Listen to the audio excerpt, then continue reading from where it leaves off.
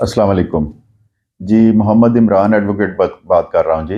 आज की वीडियो में हम आपको बताएंगे कि पंजाब में असला लाइसेंस बनवाने का तरीक़ेकार क्या है। बहुत सारे लोग ये सवालात करते हैं और स्पेशली जो हमारी यंग जनरेशन है उनको बहुत क्रेज़ है असला लाइसेंस का। तो अक्सर उनका सवाल होता है कि जी हम असला लाइसेंस कहाँ से बनवाएं और उसका तरीक़ेकार क्या है।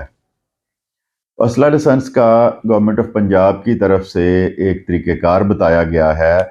आज मैं डिटेल से आपको उसके बारे में बताऊंगा कि आप कैसे असला लाइसेंस बनवा सकते हैं। बहुत दफ़ा देखा गया है कि असला लाइसेंस बनवाने के चक्कर में बहुत से लोग एजेंटों के हाथों में आ जाते हैं कि जो उनका पैसा भी ज़ाया करते हैं, उनका टाइम भी ज़ाया करते हैं और उनको जाली उससे मिलता जुलता जो सेम एक कार्ड आपको जारी होम डिपार्टमेंट करता है उससे मिलता जुलता कार्ड बना देते हैं और उनका पीछे कागज़ों में कोई अंदराज नहीं होता। और अगर कहीं पुलिस चेकिंग में आपसे वो चेक कर लिया जाए तो आपके ऊपर मुकदमा भी दर्ज हो सकता है। तो मैं आपको बताता हूँ कि असला लाइसेंस जो है उसका तरीक़ेकार क्या है। असला लाइसेंस के लिए सबसे हमें पहले जो ज़रूरत है वो आपका वैलिड शनाख्ती कार्ड है जो नादरा ने जारी किया है। और उस पर आपको देखना चाहिए कि आपकी उम्र उसमें 25 साल से ज़्यादा हो। 25 साल से कम लोगों का असला लाइसेंस नहीं बन सकता। आईडी कार्ड तो जारी हो जाता है 18 साल में, लेकिन असला लाइसेंस के लिए जो आपकी उम्र दरकार है वो 25 साल है। एक एक चीज़ ये पूरी हो गई। उसके बाद जो ज़रूरत होती है वो होती है कि आप स्कूनती कहाँ के हैं, आप रहने वाले कहाँ के हैं। तो उसमें आपको फिर ज़रूरत होगी डोमिसाइल की। तो डोमिसाइल जो है वो भी आपको चाहिए असला लाइसेंस के लिए कि आप कहाँ के रहने वाले हैं। पंजाब के हैं, अगर पंजाब से बाहर के हैं तो फिर आपको असला लाइसेंस जारी नहीं होगा। उसके बाद पुलिस करैक्टर सर्टिफिकेट की ज़रूरत होती है।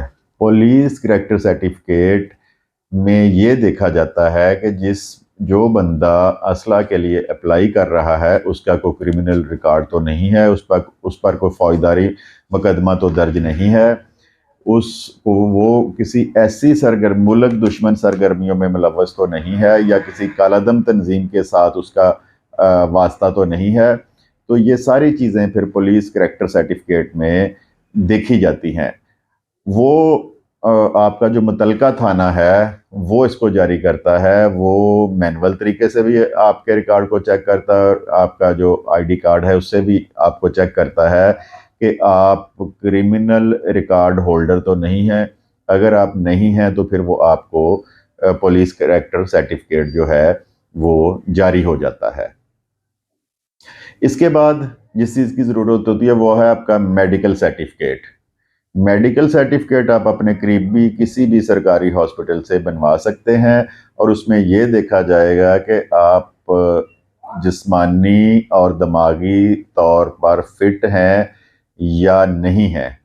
मतलब फ़र्ज़ करें एक बंदा मेंटली तौर पे फिट नहीं है तो उसको असला लाइसेंस जारी कर दिया जाए, वो कल को किसी बंदे को जान से मार दे या लोगों को डराता धमकाता फिरे, तो ये सारी चीज़ें उस मेडिकल सर्टिफिकेट में देखी जाती हैं कि वो बंदा जो है वो मेंटली तौर पर फिट है या उसको असला लाइसेंस जारी हो सकता है कि नहीं हो सकता।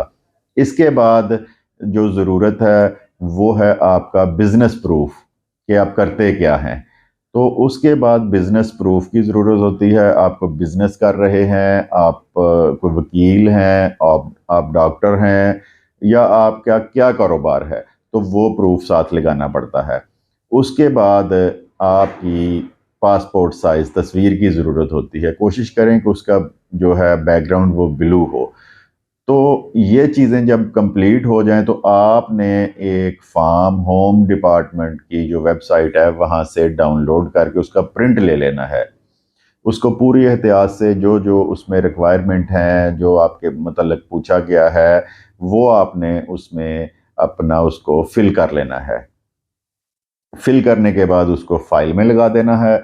और जो ऊपर मैंने आपको सारी चीज़ें बताई हैं, यानी आपका कौमी अटेस्टेड कौमी शनाख्ती कार्ड, उसके बाद आपका पुलिस करैक्टर सर्टिफिकेट हो गया, उसके बाद आपका डोमिसाइल हो गया, उसके बाद आपका बिजनेस प्रूफ हो गया, उसके बाद आपका جو ہے تصویر ہو گئی، وہ ساری چیزیں اٹیچ کر کے ایک فائل بنا کے آپ نے ہوم ڈپارٹمنٹ میں وہ فائل جمع کروا دینی ہے۔ اس کے بعد ہوم ڈپارٹمنٹ اپنے طور پہ بھی آپ کی ویریفیکیشن کرے گا، وہ تھرو پولیس کرے یا جو بھی ان کا کوئی چینل ہے ان کے تھرو وہ کرے گا کہ آپ ایک شریف شہری ہیں۔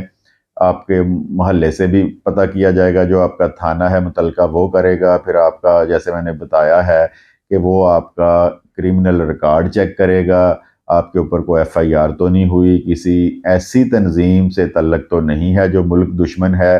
اگر ان میں سے کوئی بھی ان کو شک ہوگا تو وہ آپ کو لائسنس جاری نہیں کریں گے۔